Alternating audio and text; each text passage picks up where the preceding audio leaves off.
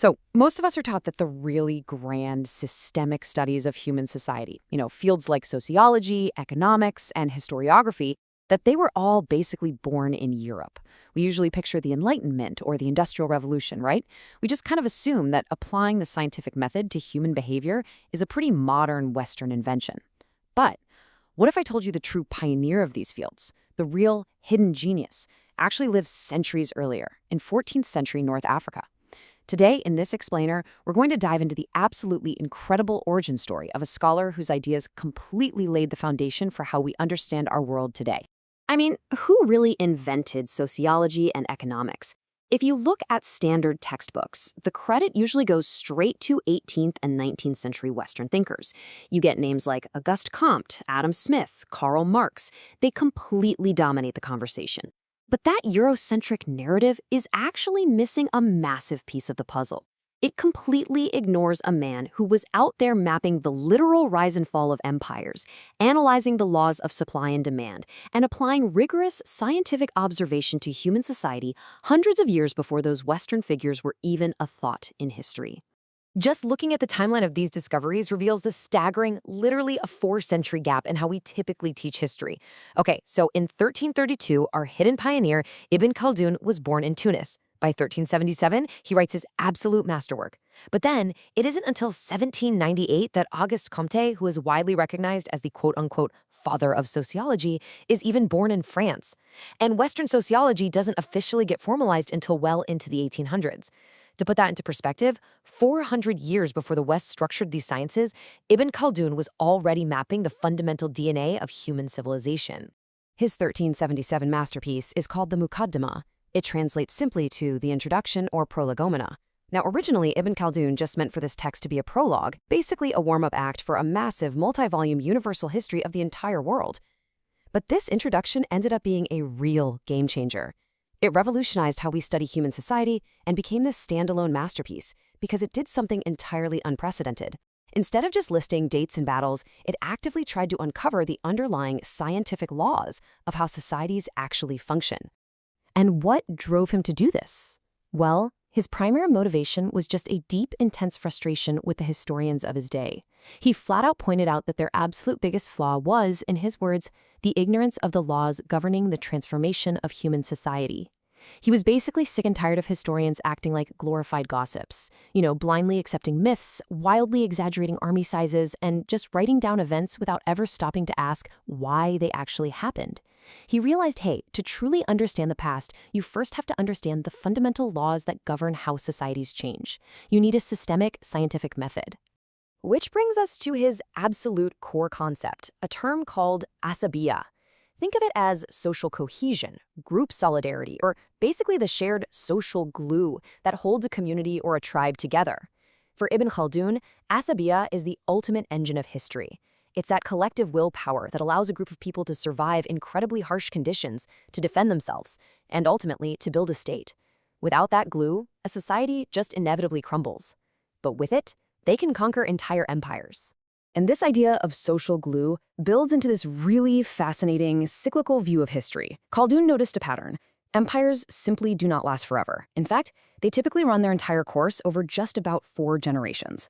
Okay, so it starts with conquest. A group from the outside, usually the periphery, with fierce, unbreakable Asabiyyah, comes in and seizes power. Step 2 is consolidation. The new rulers establish a formal state and really start enjoying the wealth.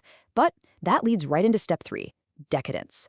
The rulers get used to urban luxury, complacency sets in, and that fierce unity completely erodes. Individual greed starts trumping the collective good, which, of course, paves the way for the final step, overthrow. The now fractured dynasty is easily conquered by a brand new, more cohesive group from the outside. So, the very success of a civilization naturally plants the seeds of its own downfall. Wild, right? Now, if we set up a little showdown and compare our 14th century scholar to the 19th century founder of sociology, Auguste Comte, it highlights an incredible contrast in how we view human progress. Ibn Khaldun's approach was deeply empirical.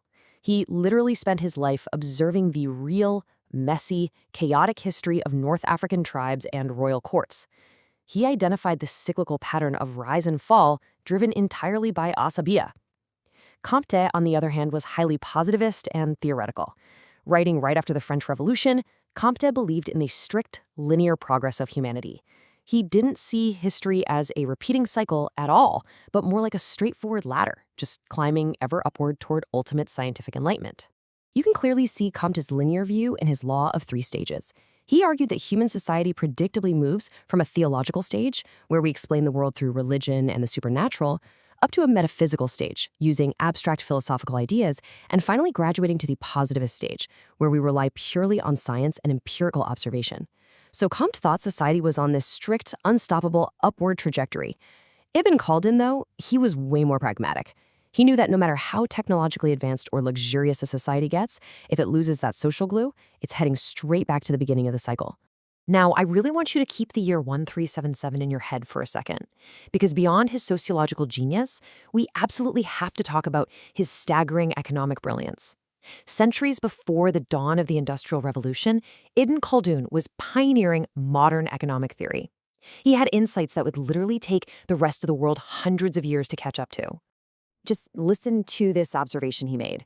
He wrote, "At the beginning of the dynasty, taxation yields a large revenue from small assessments.